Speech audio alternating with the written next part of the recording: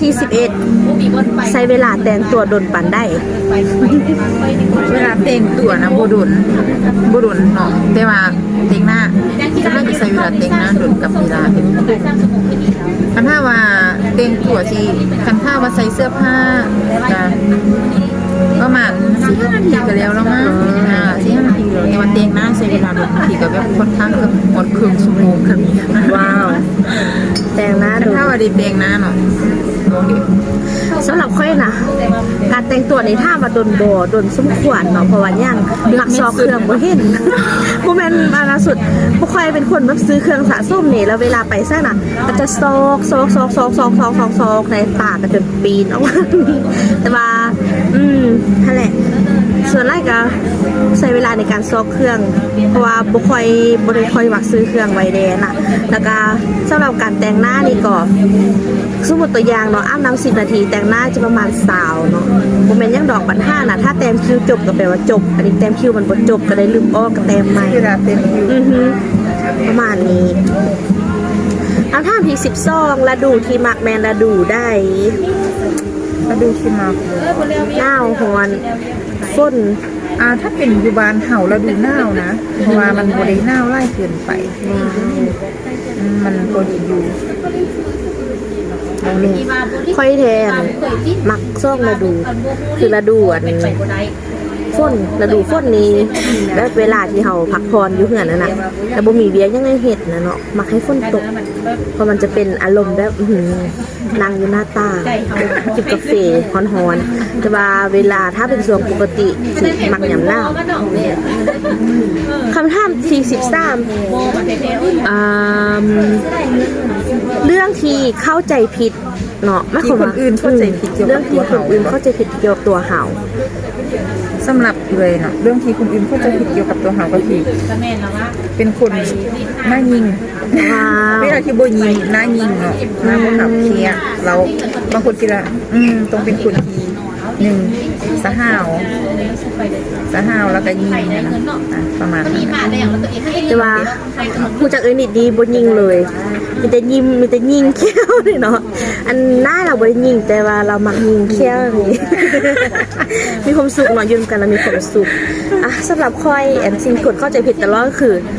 เรื่องหูพางภายนอกก็คือหุ่นค่อยเนาะบางคนเนาะเพราะว่าบางเครือนะมือเดียวกันได้บางคนมาทวงค่อยว่ามือนี้คือจอยแถะมาสานบางคนมาทวงว่าคือว่าตุยขึ้นแถะแต่ค่อยคืองงเลยว่าเฮ้ยมันเป็นย่างอันนี้ค่อยก็บอกว่ามันเป็นแล้วได้นอนในมือเดียวกันไหมวะมือเดียวกันเราถามว่าค่อยตุยหรือค่อยจอยบ่ค่อยไปสร้างน้ำหนักค่อยก็62 กิโลคือเก่าซ้ำเก่าแม่นอันนี้มันข้อเบาเลยเด้ออันนี้โบแมนเป็นคนแบบตุยแท้ตุยบ้าแล้วก็โบแมนบางเถื่อกับโบได้จอยเพราะว่าเป็นคนเวลากินยังมันจะขึ้นไวแล้วก็ลงไวเนาะอันสำหรับตัวค่อยนะแล้วกับการแต่งตัวคือกันเวลาการแต่งตัวมีส่วนเวลาค่อยนุ่งเสื้อตัวไปการตอนนั้นนะเป็นเสื้อแม่นเป็นเสื้อเวลาเขานุ่งเสื้อน่ะมันจะเห็นดีเนาะสัดส่วนแต่ว่าเวลาเขานุ่งเสื้อแบบเสื้อสาวนุ่งเสื้อกำมะบานเนี่ยขนาดที่มันเติ้งๆนะมันก็คือแบบธรรมดาแต่ว่าอันนี้ข้อบ้องคือน้ำหนักค่อยหนัก62 กิโลบ่เคยเปลี่ยนแต่ว่าก็บ่เข้าใจว่าเขาจะทวงตุยหรือจอยก็บ่ฮู้ว่าตุยหรือจอยนะแต่ว่าเป็นคนน้ำหนักขึ้นไวเนาะแต่ว่าซ้ำเก่าเนาะแม่นซ้ำเก่ามีแต่62เพิ่งว่าเขาจะทวงตุยกับการแต่งตัวแม่นแล้วก็คิดว่าบางครั้งที่เขาจะเห็นเขาอาจจะกินได้ลงไปหรือว่าคือเวลานอนเนาะเขาจะบอกว่าถ้ากินน้ำลายน่ะตื่นมาหน้าเขาจะบวมนะบวมน้ำเนาะอันนี้แหละบวมน้ำเนาะบ่ตุยเด้อบ่ตุยอย่าบูลลี่กันนะอย่าบูบี้นะต่อไปข้อที่ต่อไปข้อที่14นิสัยเห่าที่ยักแกเนาะเวลาใจฮวนมั้งเป็นเอาได้ใจฮวนบางทีเป็นคนที่บ่ค่อยมักฆ่าไผถ้าไว้ได้ท่าดุนนิดนึงเราแบบอารมณ์ฮวนขึ้นมาทันทีว้า มื้อนี้เฮานัดกันมาตามโมงเนาะ แม่น ไข่แดงซะนะอันสำหรับค่อยนี่นิสัยที่จะแก้คือนิสัยการยานที่จะอยู่คนเดียวเนาะสำหรับค่อยนะเติบโตมาคือมีคนอ้อมข้างเราไปใส่ก็ไปเป็นคู่ไปบ่จะเป็นการนอนการลิ้นกันกินก็ต้องมี2คนแต่ว่าล่างๆในช่วงนี้ก็ได้อยู่คนเดียวแต่ว่าเนาะบ่เคยนอนคนเดียวจักเทื่อแล้วค่อยก็จะกำจัดนิสัยนี้เนาะให้มันออกไปจากตัวค่อยในโมนี้เนาะเพราะค่อยจะไปประเสริฐดูความจริงว่าคนเฮาต้องอยู่คนเดียวให้ได้เนาะก็คือนอนคนเดียวให้ได้บ่แม่นยังดอกก็ยานพี่ ยานพี่ บริยานนี่ยานที่ ยานพี่ต่อไปคำถามข้อที่15กิจกรรมที่มักเฮ็ดในยามว่างแดง กิจกรรมที่เป็นในยามว่างส่วนรายการเล่นโซเชียลมีเดีย โซเชียลมีเดีย บางเพื่อกะห้าโอกาสไปเล่นกีฬาน้องเด็ก สำหรับค่อยว่าเวลาว่างยังไล่ค่ะถ้าว่างก่อนนี่ TikTok แล้วก็เลื่อน Facebook เลื่อนไปเลื่อนมาก็มักเข้าเบิ่ง YouTube บ่แม่นยังดอกมักเบิ่งกันช่อง YouTube เขาเจ้ามันม่วนต่อไปคำถามที่16ถ้าคิดถึงความทรงจำนำผู้ถามจะคิดถึงความทรงจำในตอนได้คิดถึงความแซนตอนอยู่หนองคอยแล้วก็คิดถึงความคิดถึงความแซนอยู่หนองไอ้นิดคิดตอนที่เขาคิดตอนแรกไล่ที่สุดเดี๋ยวคิดก่อนให้เวลาคิดติ้งติ้งติ้งติ้งติ้ง สำหรับเลยนะเอาต้องมีเนาะสำหรับเลยคนทรงจำที่คิดฮอตที่สุดก็คือตอนที่แบบว่าอันนะเขามีเรื่องไม่สบายใจแล้วโทรหามาลีน้องยูไซไปนั่งกินนั้นกินนี้รวมกันเพื่อปรับทุกข์นั่นแหละคือความทรงจำที่คิดฮอต สำหรับค่อยมีไล่เลยไล่เนาะเพราะว่าเราอยู่นำกันแล้วก็ไปนำกันเพราะว่านับถือไอ้นี่ก็คือไอ้หักผู้หนึ่งเพราะค่อยเป็นคนบ่มีเอื้อยเนาะไอ้นี่ก็คือเอื้อยผู้หนึ่งเลยแต่ว่าสิ่งที่คือ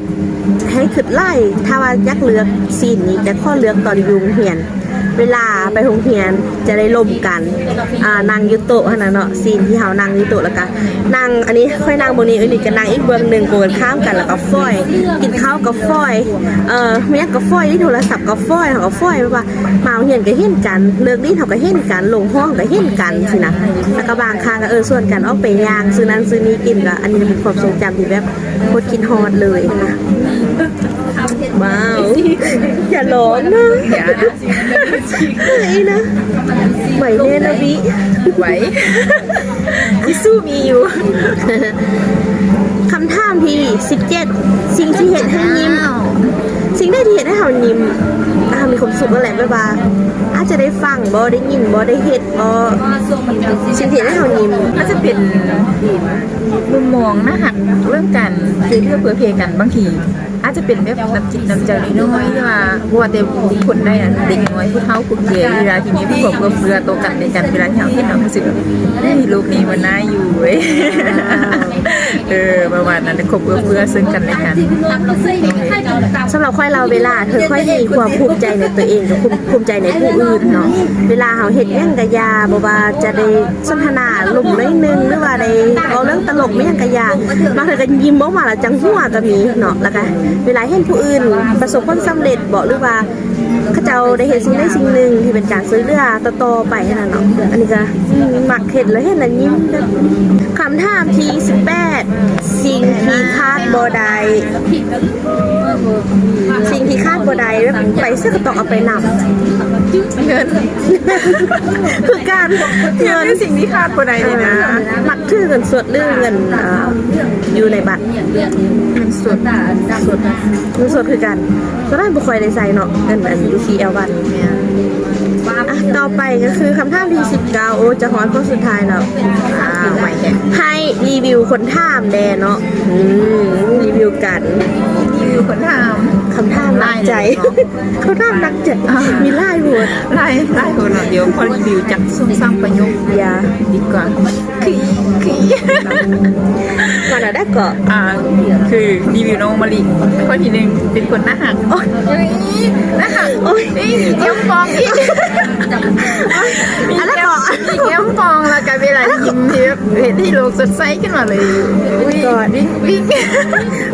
นี่หนึ่งสองก็คือเรื่องทัศนคติเลยนิสัยมีคนที่เป็นคนที่มีทัศนคติดีผู้หนึ่งเลยดีเลยเนาะแล้วการนิสัยก็เป็นคนดีนิสัยดีก็คือเพื่อเพศอันนี้เลยแล้วเวลาอยู่นำเราเห็นให้มีความสุข ว้าวอุ้ย ค่ะนี่คือมันนะ ให้รางวัลมะเขือจีน เดี๋ยวบอกไว้ก่อนเดี๋ยวมึน เข้าใจว่าค จ นจริ ริ ง ง มัน ที่จริงมันมีได้กว่านี้เนาะ ใช่ภาษาอังกฤษ ส้มซ้ำประเด็น อื้อหือ อ่ะแล้วดิดู เอ้ยนี่ถ้าเราเรื่องอันดับแรกเลยคือ สวยมากตัวจริงนางงามไล่เลยทุกคนมาเบิ่งได้ หุ่นนางแบบผิวขาวเลิศสนับสนุนให้ไป Miss Universe เด้อพูดนี้นะ ต้องมาแล้ว มงไม่ลงยังเกาะมงไม่ลงไม่ยังเกาะไม่มงจะงงมากเด็กผู้งามเนาะผู้งามเหรอคะ เป็นผมฟันที่อยู่ในส่วนของผมฟัน ขึ้นจะไปบอก กระโบเลยโบค่อยมักวงการเรื่องการประกวดแบบนี้ แต่ว่าผู้งามเดี๋ยวเดินบอกแล้วก็เอดิตเป็นคนที่แบบขนาดเป็นคนตรงๆที่ว่าโอ้เขาเห็นแล้วเขาโอเคแล้วเป็นคนที่สตรองค่ะนะคือว่าใครก็เวลาเจอปัญหาเนี่ยงกะ